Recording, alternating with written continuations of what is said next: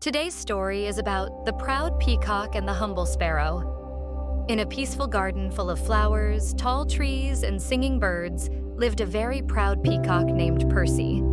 Percy had the brightest, most colorful feathers anyone had ever seen. His tail sparkled in the sunlight with shades of green, blue, and gold. Every morning, Percy stood in the middle of the garden, opened his tail wide, and spun around proudly. "Look at me," he called out. "Am I not the most beautiful bird you've ever seen?" The other animals looked and nodded politely. "You are beautiful," said the parrots. "So shiny," chirped the robins. Even the duck stopped swimming to admire him. All the animals seemed to love Percy, all except one, Sally the sparrow.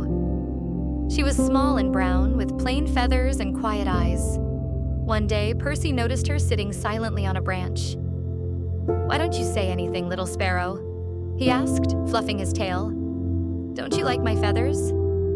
Sally looked at him and said kindly, "Your feathers are very pretty, Percy. But I care more about what's inside the heart than what's on the outside." Percy snorted. "That's just something plain birds say to feel better." Sally didn't argue. She flew off quietly. That evening, the sky turned dark. Big gray clouds rolled in. The wind howled and the rain poured down. Percy was far from his nest, showing off near the garden pond. His beautiful tail feathers were heavy with water. He tried to fly, but they dragged him down. "Oh no," Percy cried. "I can't lift off." The trees bent and the rain hit hard. Percy shivered and looked around for shelter. He tried to squeeze into a bush, but his long tail got stuck. He tried to hide under a leaf, but it wasn't big enough. Finally, just when Percy felt scared and alone, Sally the sparrow flew over. "You look cold," she said gently. "Come with me." "But I'm too big to fit in your nest," Percy said sadly. "I have a dry space in the tree hollow," said Sally. "It's small, but it's warm." With Sally's help, Percy tucked in his tail and crawled into the little tree hollow. It was tight, but cozy. He sat in the corner, dripping and quiet. Sally shared some dry leaves and a few seeds. They sat together, safe from the storm. The next morning, the sun rose and the storm passed. The garden was wet, but peaceful again.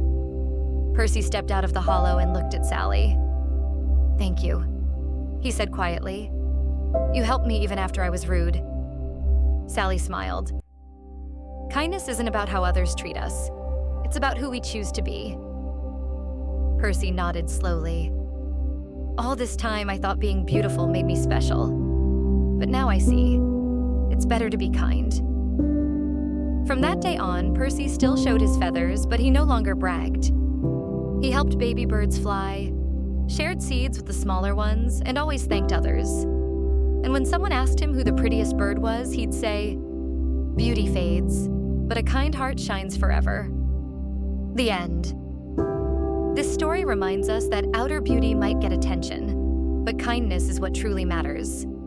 Percy learned that helping others and being humble made him feel better than showing off ever did. We may not all have bright feathers, but we can all have warm hearts. And that is what makes someone truly beautiful.